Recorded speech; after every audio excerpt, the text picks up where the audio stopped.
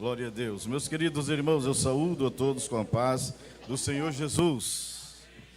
Muito bem, quero manifestar a minha gratidão a Deus de poder retornarmos a esta casa, este santuário, para juntos estarmos prestando o nosso serviço de adoração ao Senhor. E eu digo aos irmãos, nesta noite a gente sente de perto a expressão deste serviço nos músicos, nos grupos oficiais de louvor, a igreja, todos que aqui passaram, até as crianças dentro da sua participação também. Nos sentimos contagiados com esta sintonia espiritual na adoração e eu louvo a Deus por isto. Quero agradecer ao meu Deus por este privilégio e por esta oportunidade. E também ao pastor Hélio, nosso amigo, que tem sempre nos confiado esses dias que nós estivemos aqui e podemos atender a alguns pedidos que ele nos fez em alguns cultos e hoje aqui no templo sede da, posso dizer assim, a nossa igreja, né, irmão? A DCeara aqui em Sucupira. O senhor permite, evangelista Renato? Não é? Então, a nossa igreja. Meus queridos irmãos, com permissão já do nosso evangelista, abra sua Bíblia no Evangelho escrito por Lucas, capítulo de número 15, desde o versículo de número 17 até o versículo de número 21.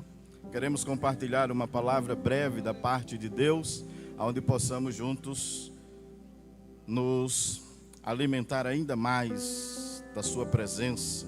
Evangelho de Jesus Cristo, escrito por Lucas, capítulo 15, versículo de número 17 ao versículo de número 21. E caindo ele em si, disse: quantos trabalhadores de meu pai têm abundância de pão, e eu aqui pereço de fome. Levantar-me-ei, irei ter com meu pai, e dir-lhe-ei: pai, pequei contra o céu e perante ti. Já não sou digno de ser chamado teu filho. Faz-me como um dos teus trabalhadores. E levantando-se, foi para seu pai. E quando ainda estava longe, viu o seu pai, e se moveu de íntima compaixão, e correndo, lançou-se-lhe ao pescoço e o beijou. E o filho lhe disse: pai, pequei contra o céu e perante ti, e já não sou digno de ser chamado teu filho. Queridos irmãos, amigos, aqueles que nos estão acompanhando pelos canais do YouTube e também no que diz respeito ao Facebook e os canais de mídia desta igreja, eu gostaria nesta noite de abordar um tema sobre os 3 estágios no regresso do filho pródigo. Os 3 estágios no regresso do filho pródigo. É bem verdade que as parábolas em conjunto deste capítulo é um núcleo de informações. E precisamente há pelo menos 4 grupos de pessoas que o capítulo 15, versículo de número 1 e 2 nos mostra a quem Jesus está se referindo, a quem ele está se dirigindo. E neste núcleo de tantas informações, Jesus divide em 3 fases ou em 3 etapas. A primeira a parábola do filho pródigo é a última deste núcleo. Mas temos aqui 2 que enfatiza da ovelha perdida, que também enfatiza da dracma perdida. Não quero me deter nas 2 primeiras, mas para que possamos seguir a sistemática do que o contexto nos revela e nos mostra, é preciso pelo menos então informar de que dentro deste núcleo nós encontramos 3 fortes pensamentos. Primeiro, a importância, segundo, o valor e terceiro, o resultado. Nas 3 parábolas nós vamos observar que o núcleo tem este objetivo de nos mostrar importância, valor e resultados. Nesta ideia de importância, valores e resultados, nós observamos que na parábola do que diz respeito às ovelhas, tanto a perdida como a que estão guardadas têm o mesmo valor e significado. Nós observamos de que o pastor que sai atrás da ovelha perdida, ele deixa as 99 no deserto, ele não deixa num aprisco. É um detalhe que é preciso se perceber. Ele não deixa em um aprisco, ele deixa no deserto. E por que ele deixa-as no deserto? É porque esse pastor tem amigos, como todos os pastores da Palestina, que se reuniam como tal acontecimento no dia em que os pastores estavam ali, e o anjo apareceu para eles, ou os anjos apareceram, e aqueles pastores estavam sempre reunidos. Como nós costumamos ver dentro de todo o contexto sagrado, vamos observar que os pastores têm este hábito na Palestina, até mesmo naquelas terras e redondezas, de andarem em grupos. E ele deixa no deserto. Por quê? Porque ele tem amigos que podem tomar conta. E a verdade dessa contextualização está no versículo 5, que quando ele volta e se alegra com seus amigos, ele não volta para o deserto, ele vai para casa. O texto é bem claro conosco. Veja que ele as deixa no deserto. Mas o versículo 5 do capítulo 15 nos mostra que quando ele regressa, ele vai para casa e reúne os seus amigos. Claro, porque os seus amigos ficaram responsáveis pelas ovelhas que estavam no deserto, porque Jesus, ele é um pastor cuidadoso. Tal a importância da perdida, tal a importância das 99. Por isto o fator importância. Tal o valor da perdida, tal o valor das 99. E ele deixou, tal como Jesus deixou e deu pastores à igreja. Ele foi, mas deixou-nos sob cuidado de pastores e homens de Deus como o pastor Hélio e tantos outros que cooperam com ele. Se você entende isto, diga amém. Nós não estamos no deserto sem cuidado. Deus nos colocou sob cuidado de outro. Importância, valores. Nós observamos que na margem da expressão da dracma perdida, nós encontramos pelo menos 3 faces de moedas importantes que o contexto, é claro que existiam outras, mas nós vamos observar que tal como a ovelha tem a sua importância, o seu valor e o resultado final da importância e do valor dela, a dracma também da mesma forma. E é interessante que a dracma perdida desta mulher, ela tem um valor de um dia de trabalho. Nesse contexto de um dia de trabalho, entende-se também que existia o centil, ou ceitil, que também tem um valor bem inferior, 6 vezes menos do que o valor de uma dracma. Mas tinha o estáteis, que era um valor a mais, 4 vezes mais. A moeda que Jesus tirou da boca do Pedro, da boca do peixe, e mandou Pedro pagar, valia por ele e por Pedro. Ele disse, vai e paga por mim e por ti. Era 4 dias de trabalho aquela moeda valia, era equivalente ao imposto, tanto para Roma como para o templo. Então a ideia de valor, importância, nas 2 parábolas se segue na do filho pródigo. E como eu disse, quero falar dos 3 estágios no regresso do filho pródigo, e é nele que eu vou me deter. Se você está compreendendo até aí, diga amém. Primeiro regresso, ou melhor dizendo, a primeira fase é pensamento. O jovem pensa, a segunda fase é ele projeta, e a terceira fase é ele executa. Pense comigo, ele pensa, projeta e executa. Onde é que nós vemos isso? No versículo de número 17, caindo em si, ele começa a pensar. Agora ele vai para o versículo 18 e ele projeta. Ele diz, levantar-me-ei, irei ter. Ele está projetando. E depois ele vai até o Pai. Versículo de número 19 a 20. Ele diz o texto, nos diz o texto. E levantando-se. Então isto fala de execução. Executar. Você está acompanhando o raciocínio? Primeiro ele pensa. Segundo ele projeta. Terceiro ele executa. Agora entenda comigo que nessas 3 fases, ou nesses 3 estágios, no retorno deste jovem, o pensar está conotado ao que Deus fez com Adão, quando o criou e disse, coloca o nome em todos os animais. Deus estava pedindo para Adão exercitar a sua mente, pois ele era o único ser racional. Tal como Adão, todos nós, Paulo escreve, ou melhor, Paulo fala, e Lucas escreve isso em Atos 17, quando ele diz, de um só, diz todos os poetas, que ele fez todos os homens. Então somos seres racionais e Deus nos chamou para pensar. E quando nós não estamos podendo pensar, ou que não temos equilíbrio emocional para pensar, as situações nos levam a pensar. E este jovem, ele é conduzido à primeira fase a pensar.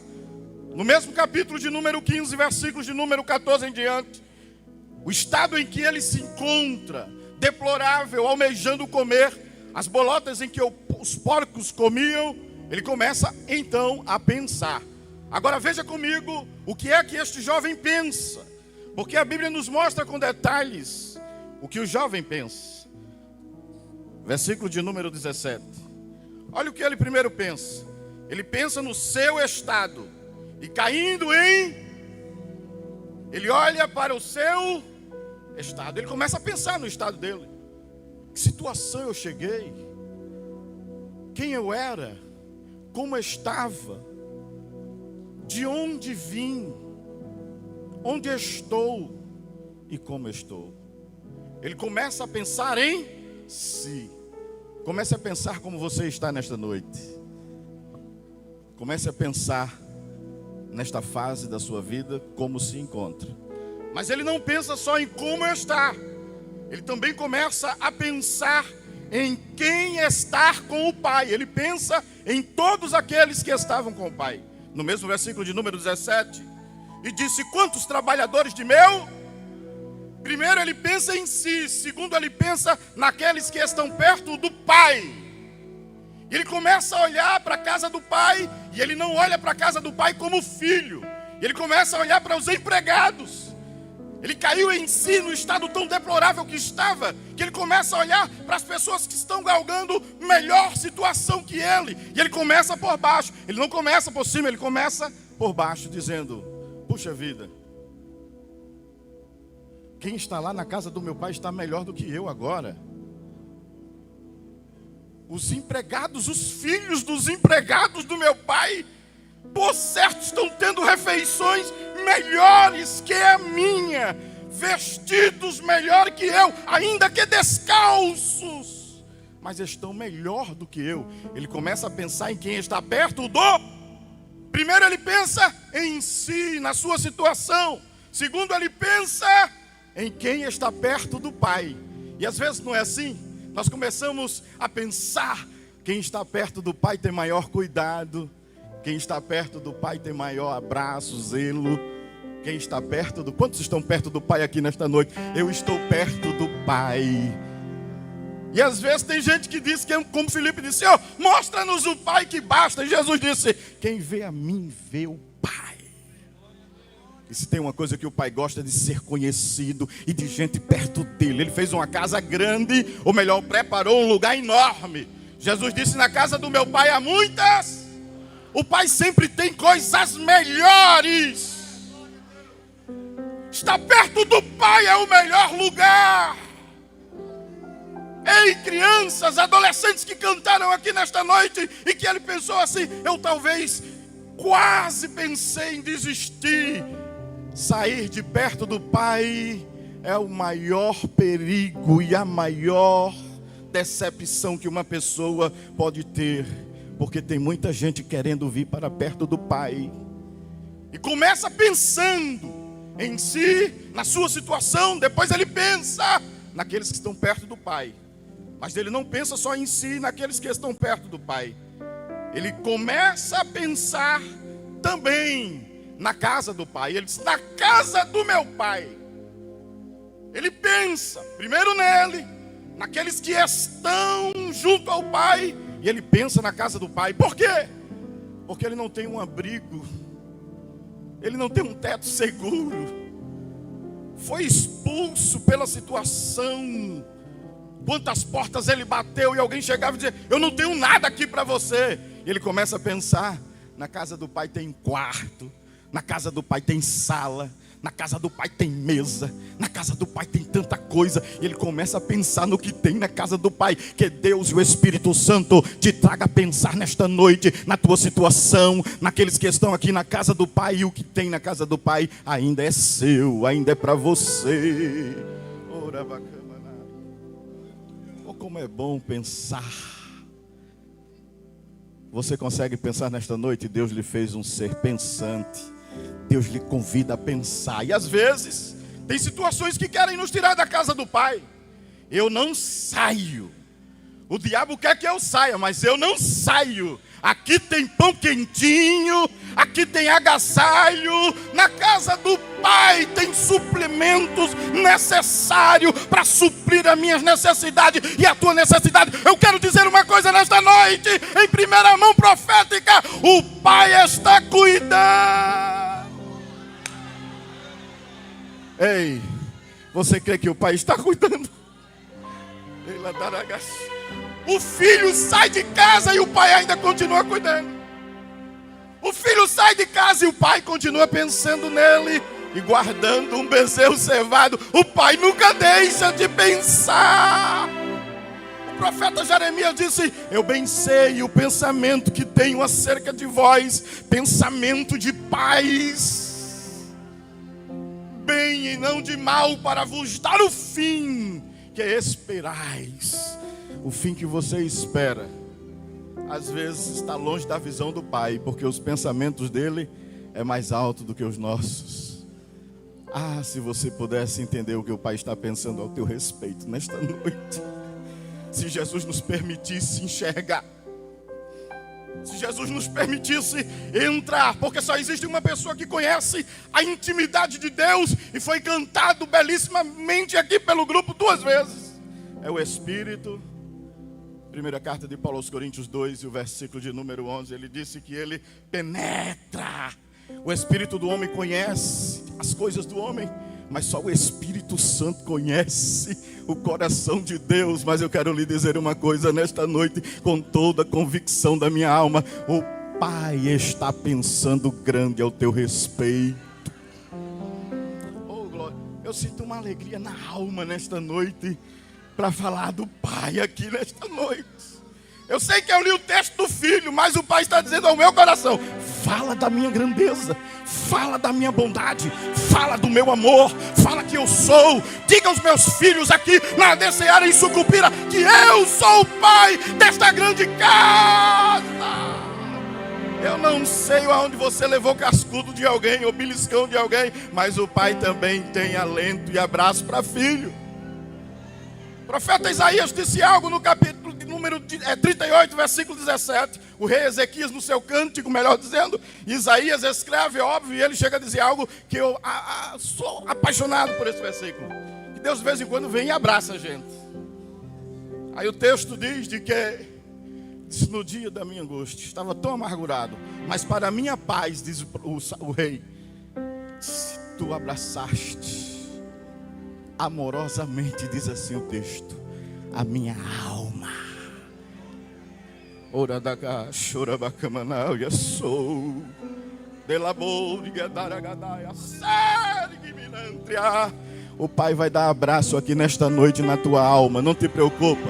Tem colo do Pai aqui para você, tem colo do Pai para criança, tem colo do Pai para adolescente, para jovem, para obreiros. Tem abraço do Pai para o coral, porque Ele é o Pai, Ele é o Pai, Ele é o Pai. Primeiro estágio, o estágio do pensar. Ele pensa em si, ele pensa em quem está com o Pai, ele pensa na casa do Pai, mas ele também pensa em algo interessante. Ele pensa no Pai, porque pensar em quem está perto do Pai, pensar na casa do Pai e não pensar no Pai, não tem sentido. Por isso ele usa o termo meu. Veja que ele diz meu. Ele lá no fundo acreditava que ainda tinha pai, mesmo sabendo que pelas leis em entrelinhas o direito já não lhe pertencia. Por isso ele diz: quando eu for ter com ele, eu vou dizer, me recebe como um dos teus trabalhadores. Porque ele pensa no Pai, ele conhece o Pai, e aí ele faz a projeção. Primeira fase, ele pensa em si. Pensando em si, ele pensa em quem está perto do Pai, que está melhor do que ele. Pensando em quem está perto do Pai, ele pensa na casa do Pai. Pensando na casa do Pai, ele pensa no Pai. E ele segue para a segunda fase, projetar. Agora ele projeta o seu regresso. Uma coisa é pensar, e outra coisa é você dizer assim, vou fazer assim, projetar. Ele começa a projetar. Versículo de número 18. Levantar-me-ei, irei ter com meu pai, e lhe direi, e dir-lhe-ei, Pai, pequei contra os céus e perante ti. Isso é projetar. E ele disse, como é que eu vou chegar lá para ele, para o meu pai? Pensou tanto no pai que ele disse, eu conheço ele, eu conheço a administração dele, como é que eu vou conversar com ele? E pensando no pai, ele projeta, já sei. E ele faz algo interessante aqui. Vamos observar o que aqui ele projeta. Primeiro ele projeta levantar-se, porque ele estava mesmo caído. Ele diz, levantar-me. Ele projeta se levantar, porque ele ainda não estava numa posição de pé. Ele diz, pensou, e agora ele projeta, mas eu não posso ficar aqui, eu tenho que me levantar. Depois de pensar em levantar-se, ele diz assim: vou projetar outra coisa. Vou projetar em ir até ele. Irei, levantar-me-ei. Ele poderia levantar, mas não poderia ir, poderia ficar onde estava. Mas ele disse: eu vou me levantar e eu vou. Eu irei. Ele projeta a jornada de retorno. Ele projeta o retorno dele, o caminho. Ele poderia dizer: eu vou me levantar e vou sair dessa situação, vou mudar para a cidade vizinha, vou me mudar para qualquer outro lugar. Poderia ou não? Mas ele olha assim, na projeção dele, ele disse: se eu for para outro lugar, eu me rasgo todinho, eu me acabo todo. Eu tenho que escolher um lugar que vai dar certo. Se dá certo para os empregados do meu pai, vai dar para mim. Então eu vou me levantar e eu vou ter com ele. Ele projeta o retorno. E no projetar o retorno, aí ele começa a projetar outra coisa: a conversa com o pai. Mas o que é que eu vou dizer a ele? Como é que eu vou conversar com ele? Tem que ter uma ladainha que convença ele a me dar um lugar de volta. Eu dei uma mancada grande. Me permita usar essa expressão. Se eu dei um vacilo grande, gastei a herança, desmoralizei a família, fiz tanta coisa errada, eu tenho que ter uma conversa boa para conversar com ele. Irmão, Deus é bom demais. Deus é tremendo. Como é que eu vou conversar com ele? Enquanto você está preocupado de como vai conversar com ele, o pai está lá dizendo: vem logo que eu quero te abraçar. Vem logo que eu quero te dar um beijo. Aí ele projeta se levantar, ele projeta o retorno e ele projeta a conversa. Ah, já sei, eu vou dizer a ele assim: ô pai, eu pequei contra ti, contra o céu. Olha, eu vou dizer a ele que eu comecei errando, dei cada mancada na minha vida. E eu vou dizer a ele que eu estou consciente do meu grave erro, que comecei ofendendo o céu. Quando eu falar do céu para ele, ele vai entender que espiritualmente eu estou aquebrantado. Quando eu falar das coisas espirituais para ele, vai quebrar ele. Eu vou dizer assim: pequei contra os céus. Eu não vou dizer logo pequei contra ele. Eu vou mostrar a ele que os ensinamentos que eu recebi lá sobre Deus ainda está aqui dentro. Irmão, não tem uma ovelha, um filho perdido, que as mensagens do Pai ainda não corroa ele por dentro. Ele está lá fora, mas está lá dentro. Ele está dormindo, muitas vezes sonha, acorda. Cada episódio da sua vida, ele se lembra e diz: eita, como as coisas do Pai do céu eram boas. Então ele coloca Deus na frente. É como quem diz assim: Deus, toma a frente desse negócio. Vai lá e aquebranta o coração do meu pai na parábola. E aí ele vai, com tudo pronto. Então ele pensa, ele projeta, mas ele executa. Agora tem um segredo aqui que eu me apaixono. É de que só executa depois que o pai o recebe. A conclusão não dá como ele quer, porque às vezes a gente pensa, projeta e queremos executar conforme pensamos. Mas Deus olha assim: eu vou dar uma mudada aí, eu vou entrar nos teus projetos, eu vou entrar nos teus pensamentos e vou alterar isso aí. Aí ele começa a execução. Levantou-se, diz o versículo de número 20. E levantando-se, executou, ele pensou, projetou e agora está levantou-se. E o texto diz: foi para o seu pai. Ele levantou-se, está executando, ele projetou: levantar-me-ei, irei ter com meu pai. Então ele se levanta e a Bíblia precisa dizer: foi. Nada impediu o que ele pensou e o que projetou. Ele foi. Só que quando ele chega lá, a execução é interrompida, a conclusão. Porque quando o pai o vê de longe, aleluia, Quando o pai o vê de longe, a Bíblia diz que o pai correu. Disse: vem cá, garoto, vem cá, filhão, oh glória. Não, mas eu quero não. Ele quer falar, ele quer executar tudo que ele pensou, tudo que ele projetou. Aí o pai começa abraçando, beijando ele, apalpando ele, pegando nos cabelos compridos que já estavam grandes, os maltratos que ele havia passado com a roupa. E o pai começa a olhar lá dentro e dizer, quem sabe já no interior, olhando para ele, dizendo: esse cabelo vai ser cortado, essa barba vai ser desfeita, este corpo vai ser banhado, vai ser colocado uma roupa. O pai está pensando grande, enquanto ele está pensando em ser empregado. Eu não sei o que Deus está pensando, mas ele está com tudo pronto. Você crê? Bezerro, roupa, calçado e sandália e anel no dedo é coisa grande.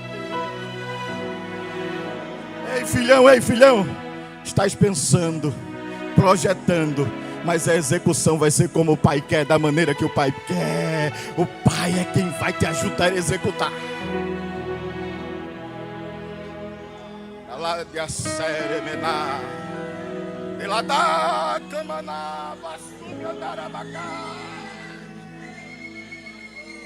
É o pai, ele está aqui, é o pai, pastor Renato, ele está aqui nesta noite, dizendo: eu estou pensando grande, eu estou pensando grande ao teu respeito.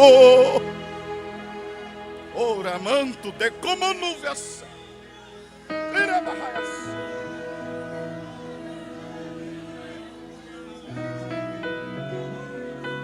Nós pensamos, projetamos, mas na hora de executar é como o pai quer. Não tem nada não.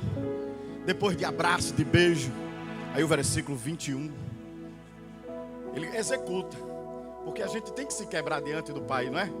A gente tem que se humilhar mesmo. Aí ele olha assim e diz: eu sei, pai, mas eu quero te dizer assim mesmo. Deixa eu te dizer. E ele diz, irmão, o que ele pensou, o que ele projetou, ele executou. Não da forma dele, nem no tempo dele. Ele já deve estar executando, chorando, abraçado pelo pai, irmão. Eita, meu Deus do céu, quem sabe pensava ele sozinho com o pai, mas o pai já chama os empregados: vem cá, irmão. O que Deus vai fazer contigo, ele vai fazer às vistas de muita gente, na fazenda do pai, na casa do pai. Eu quero concluir. Aí ele diz: pai, eu pequei mesmo perante os céus, perante ti. Eu não sou digno de ser chamado filho teu.